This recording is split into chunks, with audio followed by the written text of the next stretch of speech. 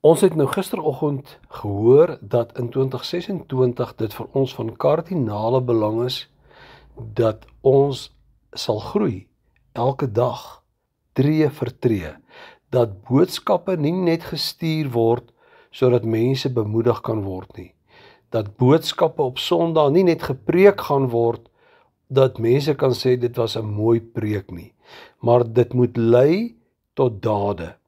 Daarom het ons gister begin om te sê, ek besluit om God toe te laat, om my te help, om my denke te verander en nuut te maak. Nou, dis die eerste tree om te gee. Ons weet nog nie mooi, hoe moet ek dit doen nie? Ek hoor en ek weet, ek wil dit doen, maar ek weet nog nie hoe nie. En dis wat ons in hierdie week oor gesels.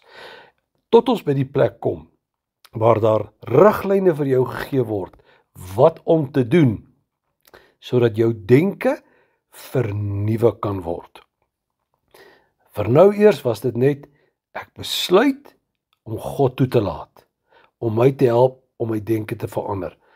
As jy dit nie besluit nie, kan ek u vanmôre verseker as pastoor, dan gaan jou gedagtes in 2026 jou lei op gevaarlike plekke, en op plekke waar jy met spyt gaan terugkyk op wat jy gesê en gedoen het.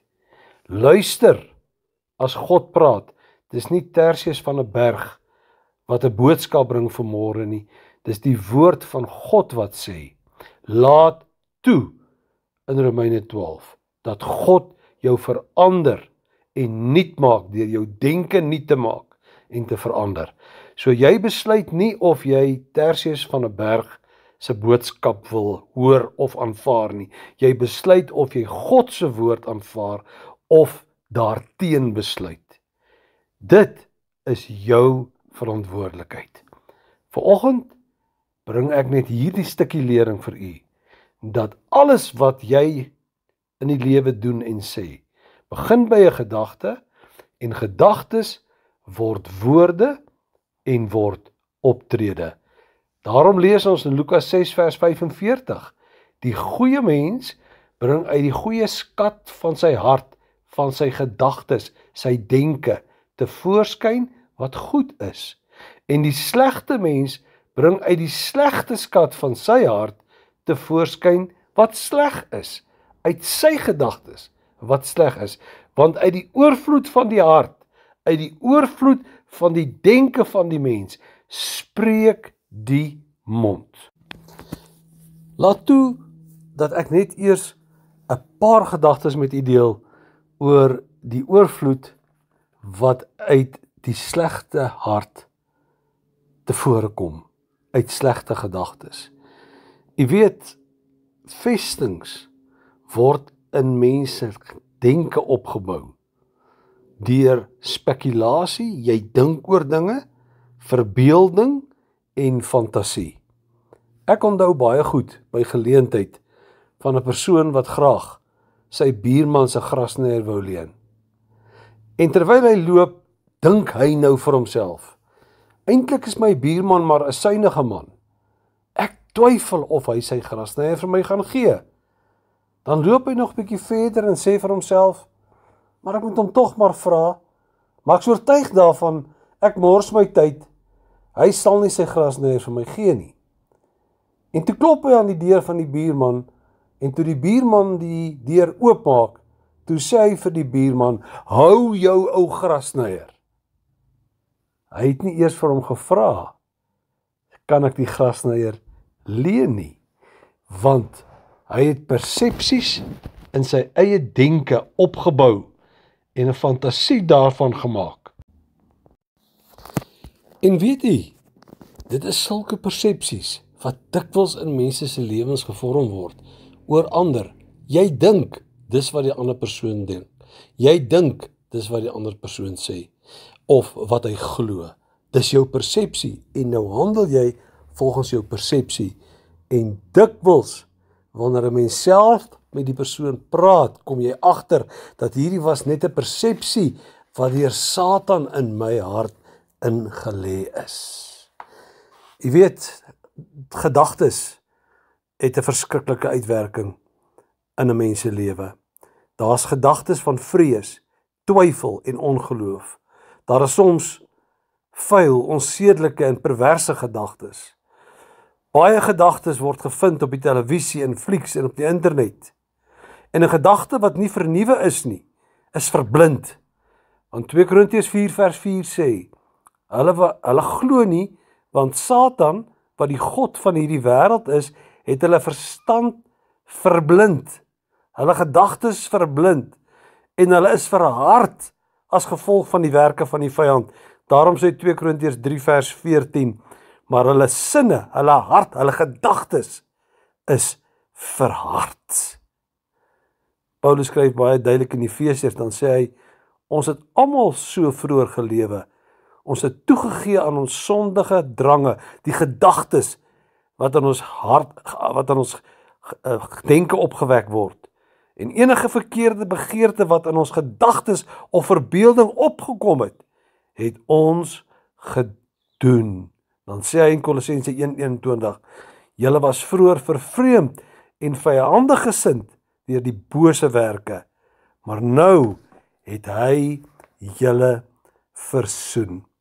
So ek wil baie graag vanoggend vir u kom sê, 'n mens se gedagtes is baie belangrik. En die vernuwing daarvan, van jou denke, is jou eie verantwoordelikheid. En môreoggend wil ek met u praat oor waarom is dit mense eie verantwoordelikheid.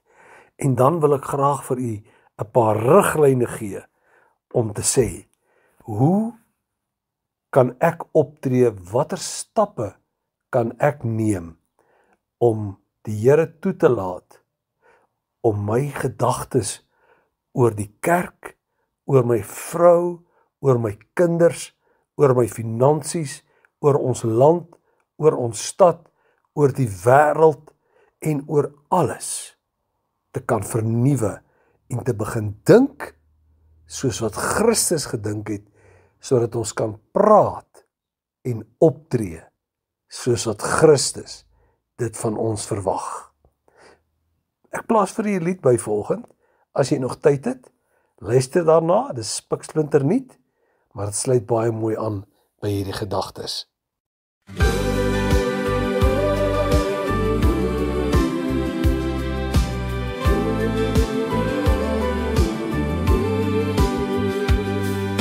Woorde wat ek vandag uitspreek,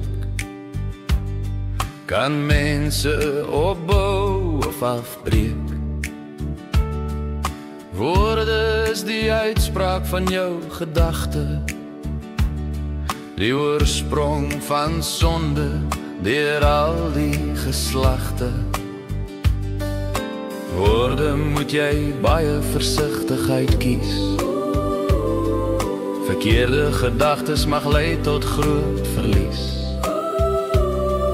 Woorde moet altyd God se eer verkondig. Jou woorde mag nooit ander mense laat sondig. Woorde wat jy uiter moet nie 'n ander persoon laat struikel. Jy moet elke woord in liefde beoordeel. Woorde en dade moet altyd van mekaar getuig. Voor wie jy in geloof van jou hart neerbuig. Woorde van liefde kan in iemand anders se behoeftes voorsien. Jou woorde van kan mense oortuig om God of die bose te dien. woorde van afguns of Woorde van afguns maak mense seer. Jou woorde van bitterheid sal jouself verteer. Woorde wat uit jou mond voortkom, sal mense bemoedig of verstom. Woorde onoordeelkundig uitgespreek, kan 'n ander se jarelange opbouingswerk in een oomblik afbreek. Woorde uitgespreek, wys wie jy dien en vereer. Dit wys wie jou lewe besit en beheer. Woorde van liefde gee die lewe weer sin. terwyl woorde van bitterheid 'n lewe van ongeloof begin. Woorde is die vrugte van jou gees voortgebring. Laat toe dat die Heilige Gees deur jou woorde God se eer besing. Woorde wat jou medemens opbou. Wys vir mense op wie jy werklik vertrou. Woorde van wysheid bring verlossing van sonde. Deur vergifnis van sonde. Is jou gedagtes en lewe aan die Here Jesus verbonde. Woorde van tog en liefde bring lewe. Dit help om ander vry te spreek en te vergewe. Woorde soos vrugte aan 'n boom. Dit is die vrugte wat wys wie in jou woon. Woorde mag nooit soet en bitter uitdra. Jy kan nie vir God loof en medemens aankla. Woorde wat in wysheid uitgekies word, kan God toelaat om sy gees oor jou uit te stort. Woorde gespreek onder leiding van die Heilige Gees sal die kettings van die bose verbreek.